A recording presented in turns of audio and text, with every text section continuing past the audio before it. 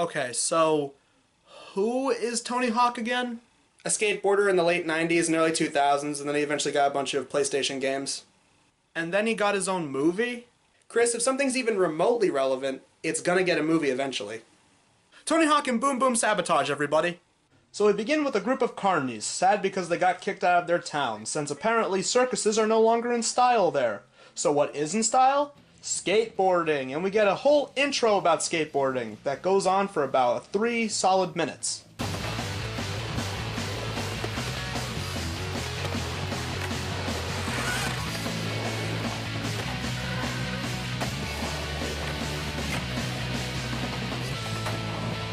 So the ringleader talks to the town's mayor, who happens to be his cousin. As much as the ringleader begs, the mayor says that there will never be another circus in that town again. They even have a bicycle Segway chase. You see me roll on my Segway. I know in my heart they think I'm wide and nerdy. We then meet our main characters, boy number 1, boy number 2, girl's little brother, Vanilla Ice, and their friend, Stan Lee. You know, Mitch, you remind me of this one young sprog I trained in the force. Gung-ho kid, always fangs out and ready for action, but he could never seem to do the right drill. America. America, fuck yeah! Coming again to save the motherfucking day, yeah! So Tony and his 2 friends show up, and the main teenagers get to watch them practice, and we get another 3 solid minutes of skateboarding. You remember back when movies tried to fill up the movie with plot? Yeah, I miss those days. Now, Happy, my good man, get your goon squad over to the Civic Center. Let's get Operation Birdcage underway. I have no comment. He threw a dwarf, and it went flying, and it had a rainbow trail. I have no comment. Next scene.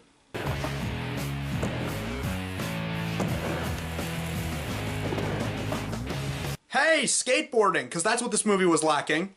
Things start to pick up as the carnies kidnap Tony, with the teenagers witnessing the whole thing, and nobody believes them. We think Tony Hawk's been kidnapped. You've got to believe us, Frank. There was some car taking off, and all of a sudden we found Tony's board. We wouldn't lie to you, man. Meanwhile, with Tony, he's being held prisoner in some underground dungeon. How do you like your cage? It's a shark cage, you know. It was used in the filming of a television series about Happy Days. On one 2-part episode, the show's uber-cool hero jumped a shark in water skis while wearing a leather jacket. Can you imagine that, Mr. Hawk? Happy Days references! Because why not? By the time anyone realizes you're gone, you will have reappeared as the main attraction of my new improved circus, the Extravaganza! A circus? No wonder it smells like crap around here. I'm assuming the person who made this really doesn't like circuses. The teens then turn to Tony's friends to try and get some help. He's always getting hauled off here and there to things he doesn't like doing. Press junkets, voice records for lame animated features. Okay, you know what? That was actually funny. So, what do our young heroes do now? You guessed it, skateboard!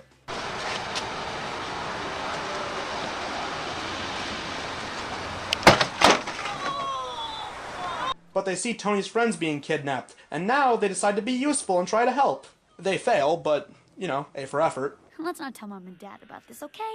Oh my God, you'd be grounded for years. So, the trail's gone cold again? Nope. They went down there, dude.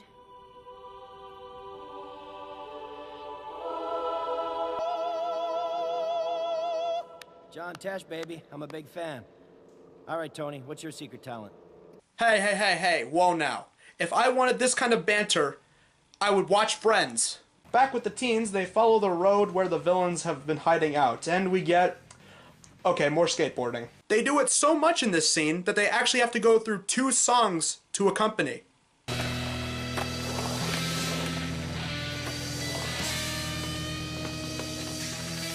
So, you find anything? Nothing. Look!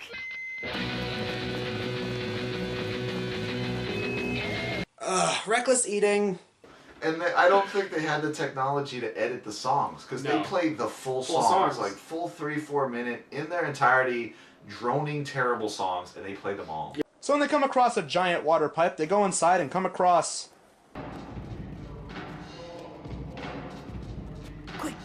in here.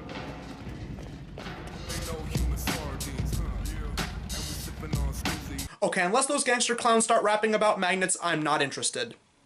Whoop whoop, ninjas. After that, they then come across the circus, who are torturing Tony by dressing him up as a chicken and riding a scooter. Big deal, they dressed him up like Scootaloo. I mean, have you ever been through boot camp? Chinese water torture? I have. It ain't pretty.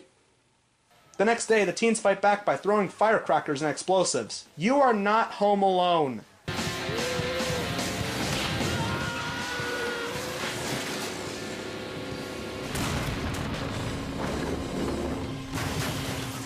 So they save Tony and defeat the carnies.